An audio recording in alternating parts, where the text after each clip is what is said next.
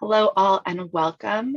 We're going to wait just about 1 more minute before we get started. In the interim, you could please answer the welcome poll that's currently up on the screen. And if you have any lingering questions that weren't answered at the last roundtable or since the last roundtable, please feel free to put those in the chat. And our program coordinator, Amelia, who's on today, will happily triage those.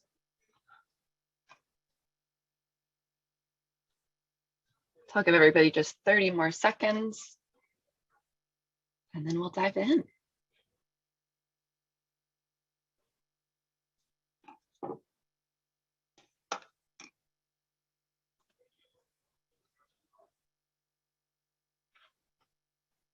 Okay, perfect. In the interest of respecting everybody's time, I'm going to get started.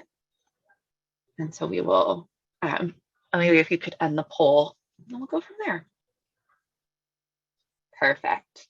So welcome to the Atlas Provider Roundtable for November 2021. We're very excited to have you here. There we go.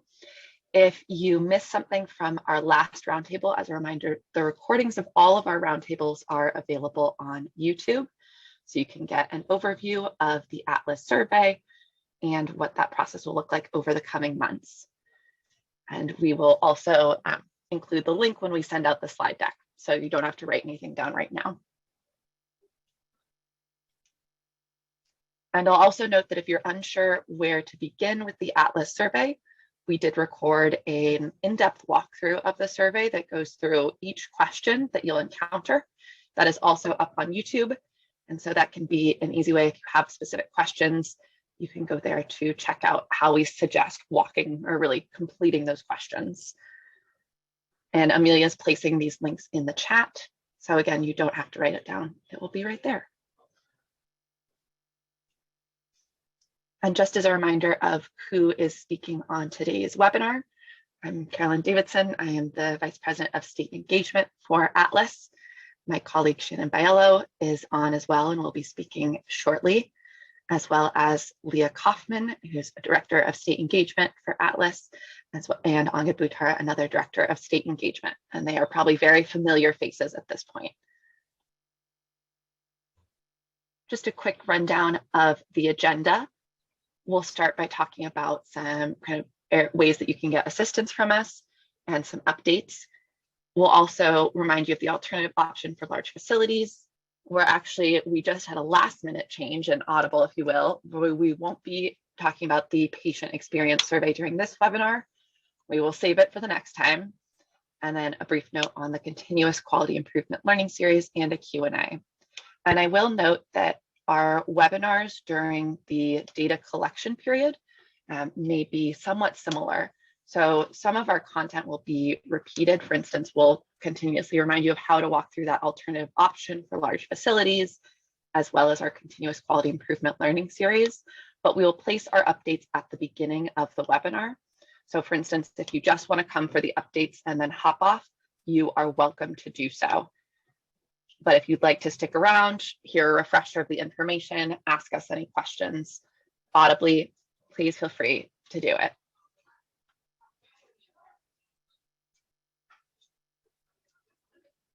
And with that, just a reminder that the survey opened on Friday, October 29th.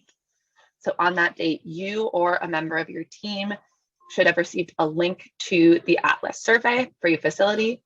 You can start and stop the survey as you want, and your responses will save. And if you did not receive a link, please use the Atlas help desk to request this link. And I'm glad that we're seeing questions in the chat. As a reminder, if you have any questions, please send them to everyone or directly to Amelia Wilburn, our program coordinator. And so just a quick reminder about the treatment facility survey. It gathers information on clinical processes. It's completed at the physical facility level, and it also assesses barriers to delivering high quality care, as well as ways that your facilities may have been impacted by COVID. Just a quick note that completing the TFS, completing the Atlas survey as we call it, so it's less insider baseball, It has many benefits. It ensures that your facility information is accurately displayed. It allows you to demonstrate your commitment to quality and transparency. When you complete the survey, once we analyze the data, you're given information to benchmark yourself against your peers and understand areas for improvement. You can increase the visibility of your facility and really capture the ways that your facility is unique. So for instance, you may offer some languages that are not offered at other facilities in your area. And with that, I'm going to turn it over to Shannon to talk about a few of the questions that we've been seeing since the survey opened on October 29th. Thank you, Carolyn, and welcome everyone. So happy you're here. If you do have the chance, as Carolyn mentioned, I encourage you to watch the walkthrough of the survey where we go through all the different types of questions and content that appears in the survey. You'll have to spend a couple minutes with me on that, but we're hoping that it's useful for you as you are completing the survey on your own. We wanted to give a brief update. As you know, this survey launched on October 29th, so exciting. And we have since been very actively managing the Atlas Help Desk and the various other opportunities we have for people to connect with us to support in survey submission. So you'll see at the top, we say that, at this point we received 48 help desk requests. That's from the around the start of data collection to about last week. We're probably more in the 50s now, which is great. We want people to be actively, submitting tickets, getting any kind of assistance or guidance they need from us. We are here throughout this whole process to support you in the survey submission process. And we just wanted to briefly outline the majority types of requests we're receiving so that we can talk through how to handle some of these requests. Again, if yours doesn't fall within these parameters, totally fine. Just submit a help desk request that describes, the issue or challenge you're experiencing, and we're happy to provide that one-on-one support. As Carolyn will note in this presentation as well, it's truly our staff answering these questions. So we're really receiving those tickets and then personally responding to you to make sure that you're able to complete your survey. So not surprisingly, one of probably the most requests we've received are for survey links. That's a very simple, and contact updates and facility address updates. These are very, very simple things for us to handle, and we can usually handle them very quickly. You are more than welcome to submit a help desk request for this. There's an option to either request your survey link or provide a contact update, or both. You can submit multiple requests within a single ticket. That way you're not spending a lot of time submitting information to us, or you can email Atlas. That's been done as well. And both options give you a channel for receiving that survey link and doing a contact or facility update. I'm going to quickly put in the chat to everyone the email address that is where you'll receive your survey links from. So on a regular cadence, we'll be sending our providers reminders about the survey. That email that I just put in the chat is where those reminders come from. That's the email address. If you're not finding that the emails are getting to your inbox, feel free to search by that email address. It might be falling in your other box. It might be going to spam. So we always like to share that with you just in case you haven't seen it yet, or there's some challenges with you receiving those emails. Likewise, if you're not listed as a contact for your facility or should be, just submit a help desk request or email us at Atlas, and we're more than happy to update that promptly so that we can make sure you get those links. Another thing we're seeing is we've adjusted the way that we submit facility hours in the survey. So there's been a number of requests related to how you can submit those facility hours. Those are type in open text responses, and it's in the format of hour colon, in the minutes. So, and then you always need to put the AM and PM at the end of it.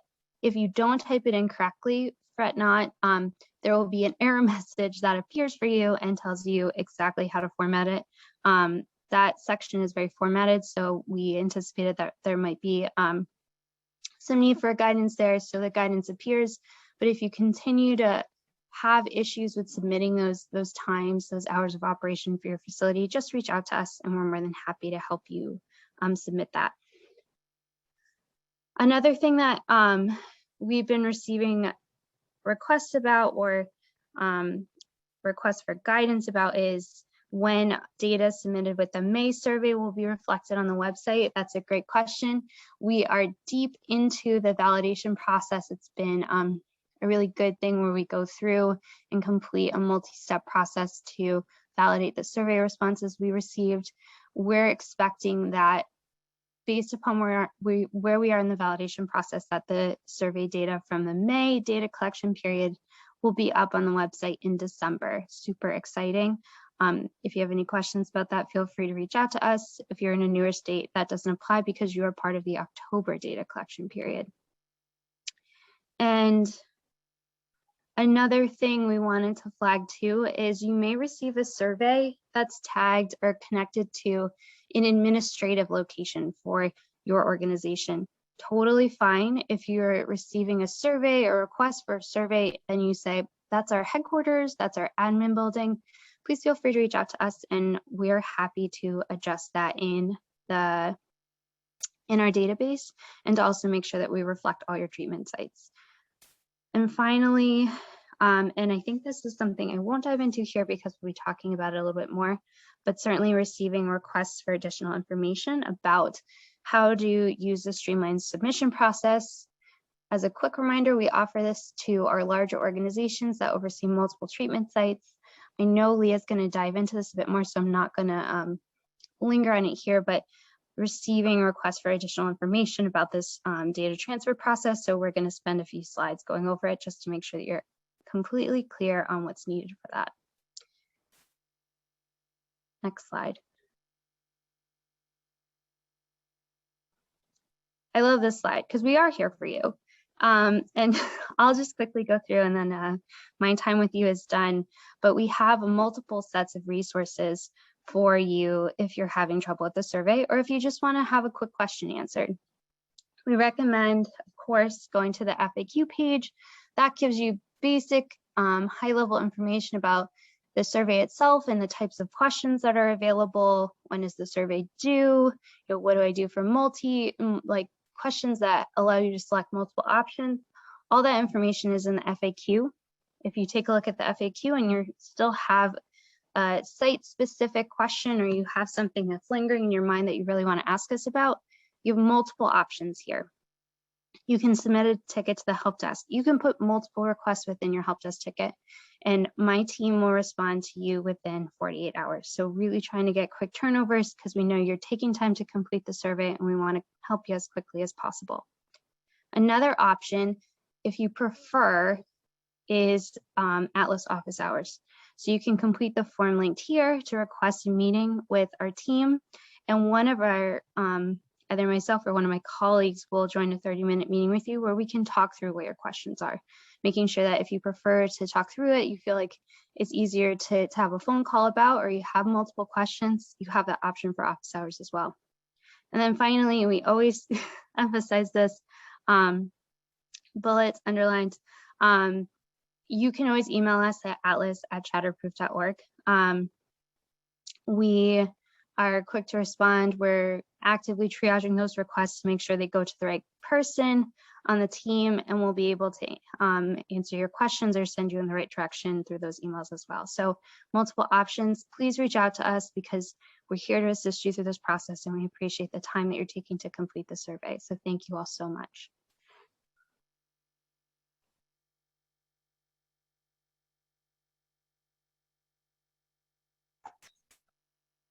All right, I think that's my cue. So as Shannon mentioned, or actually Shannon, you didn't mention this. So as you may be aware, because I know we've mentioned it in emails in the past, we have a reference copy of the survey available if you're interested in receiving that.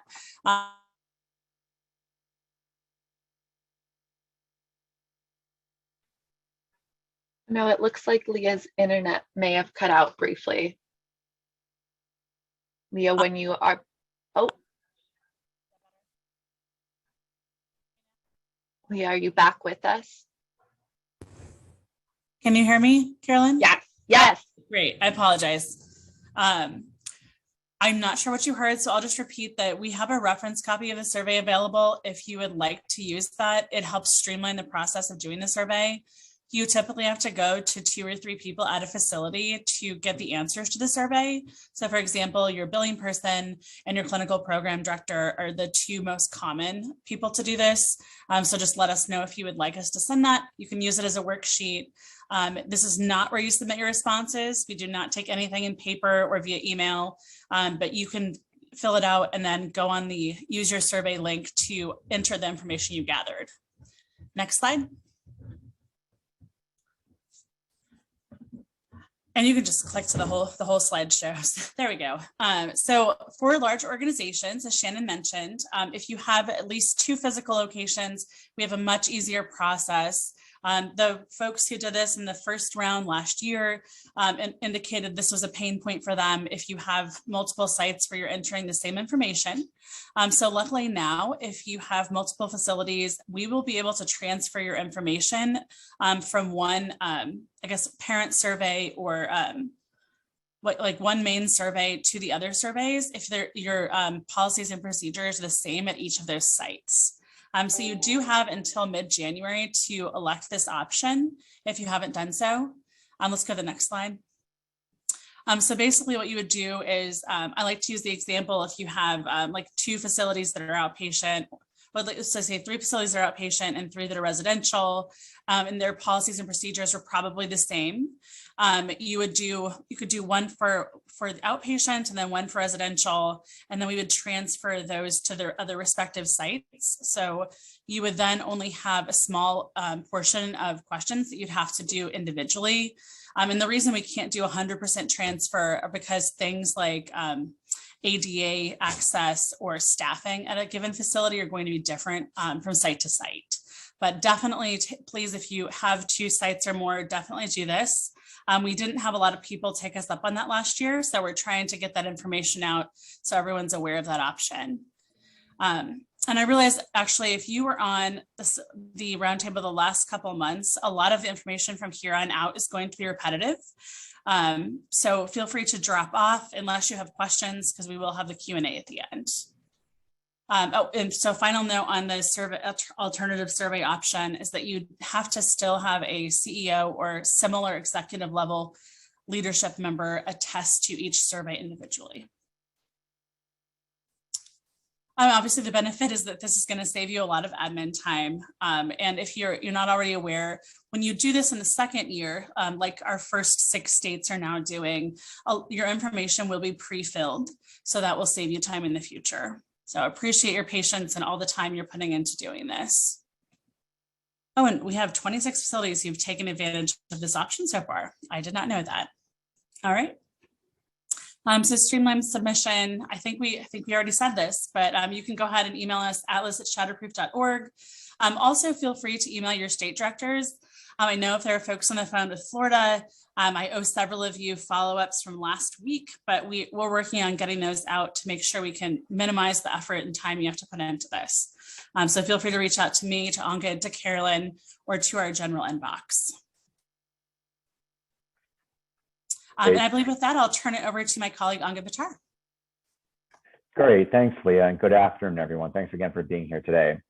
So as we talk about reasons to participate in our survey and have your facilities on Atlas, we have our password protected portals. And so what you can see on the top screenshot here is just a sample of what your portal will look like. We just redesigned this process in these visuals, so we're really excited to bring these to you. And if you have questions on them, of course, let your state director know. We'll be happy to walk you through the data there. We also have state resource cards that we've worked with our state partners to send out to various organizations and community organizations as well. And we've gotten really good feedback. I know Leah's done some really good work there, specifically in Louisiana as well. And we also have our continuous quality improvement learning series. And our next session of that is actually on Wednesday, November 17th. So if you have not registered for that, please do so. But the idea here is to bring technical assistance resources to our provider community. We're really focused on building and sustaining a strong quality improvement infrastructure. A lot of what we talk about are related to our national principles of care and our quality measures that are in Atlas as well. And we always make sure that the speakers are presenting on resources, whether it's content or other items that they might have. We always want to make sure that those are available to our provider community as well. And then the last item here is discussion on how to best implement practices to improve the quality of care. And we do this via various case studies, provider panels as well, really getting real life experience based on various quality improvement projects. And all this information is available on our site, which you can see at the bottom of the slide, treatmentatlas.org/CQI. Next slide, please. So as we have here today, our provider roundtables are really meant to, of course, answer the questions that you all might have, but we also want to make sure that we're providing updates as it relates to Atlas more broadly, and also make sure that we're sharing updates to the platform, the data collection process, our patient experience surveys, and our portals as well. So you may not have heard of all of that today, but there's a couple of roundtables coming up next month on December 15th and on January 5th as well. So if you haven't already, please register for those so we can make sure that the invites make it on your calendars. Great. At this time, I would like to open it for Q&A.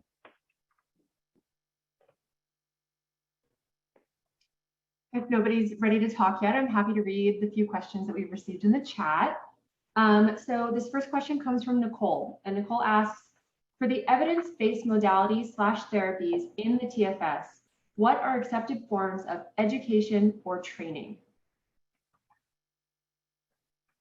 Great question. So that can be either during, say, a school, like during medical school, during school for specific providers, or it can be during any sort of continuing education opportunities. Thank you, Carolyn. And then we have a question from Ford Baker asking, providers are reporting issues with not getting the survey to accurate email addresses. Maybe we could talk about how we address that. Sure, great point. And I realize I can stop sharing my screen as we're at the question part. So I will note that the bulk, just for some context, the bulk of the email addresses that we use for Atlas and for Atlas emails, in case you're like, where'd you get this email address? We work directly with our state partners to get a list of the facilities and their corresponding contact information. So for instance, in Pennsylvania, we worked with DDAP. In New Jersey, we worked with DHS. In North Carolina, we use the DHHS list. So if you're wondering, like, how'd you get these facilities? In almost all cases, it is directly through the state licensing agency. And similarly, that's where we get the contact information. And for many of our states, it is a requirement that a facility be licensed and or certified, depending on how your state works, in order to be included. If there are any providers who did not receive a link, certainly we welcome you to contact us at Atlas at Shatterproof or use the help desk. Similarly, as Shannon noted, if you feel like the contact information we have on file is not correct, we welcome you to contact the help desk or Atlas at Shatterproof to have that information corrected. And if any of your colleagues said, I didn't get the survey, they also can email us. As we said, there are no wrong doors. So just a little bit of context of where those emails came from, and we would welcome your corrections. Awesome. Thank you, Carolyn. And then we have a question from Robin asking, who are the plan partners in Pennsylvania and where did that provider list come from? They're worried because that list may be incomplete.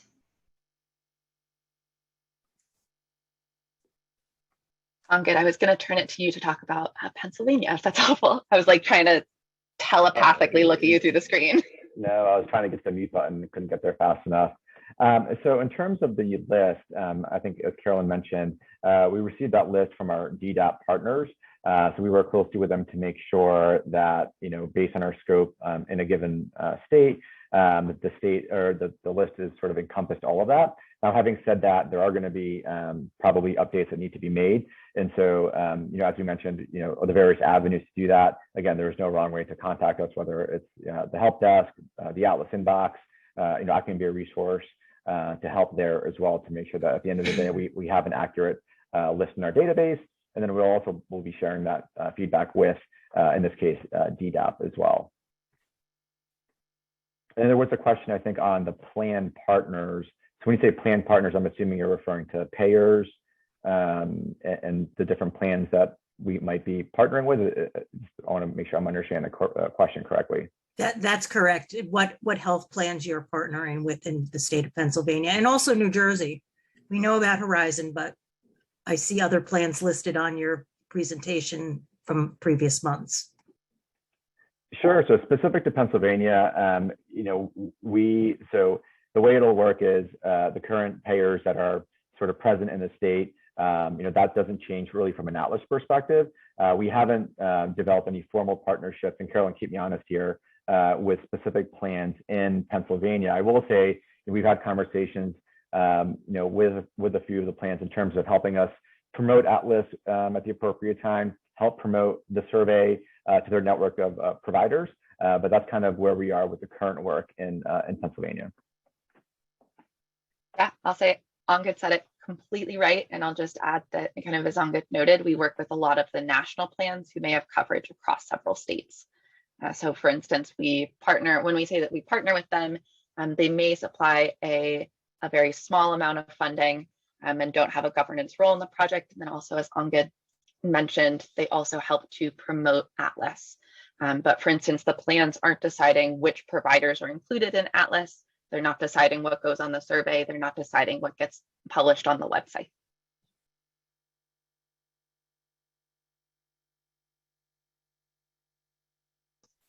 That was all the questions that I captured in the chat. So if anybody has questions that they would like to ask verbally now or post them in the chat, I'm also happy to read them for you. So if you don't want to talk, I'm happy to do that as well.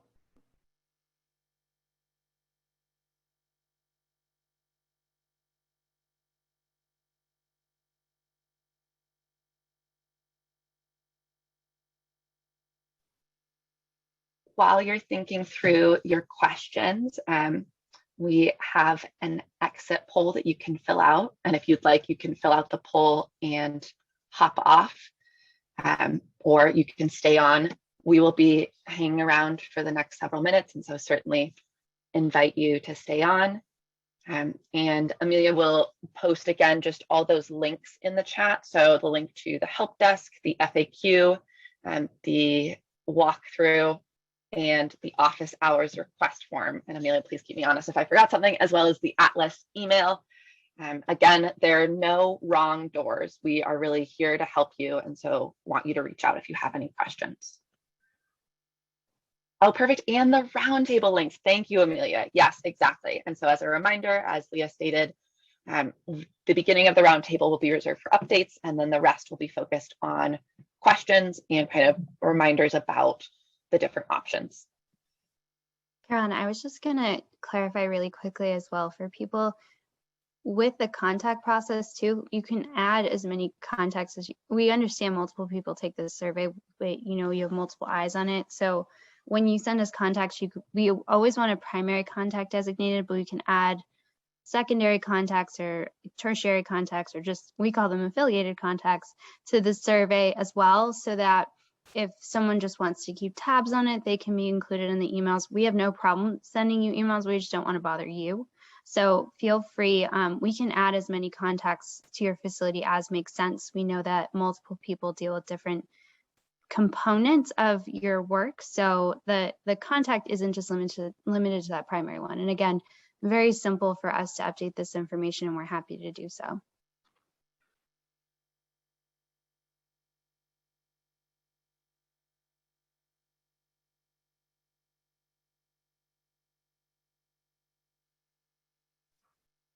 Thanks for that reminder, Shannon. So please feel free to think of questions. We'll stay on, we'll sit in silence for maybe the next 2 minutes, but we certainly invite you to jump in. Yeah, from the looks of the poll, it seems like some people that participated may still have questions.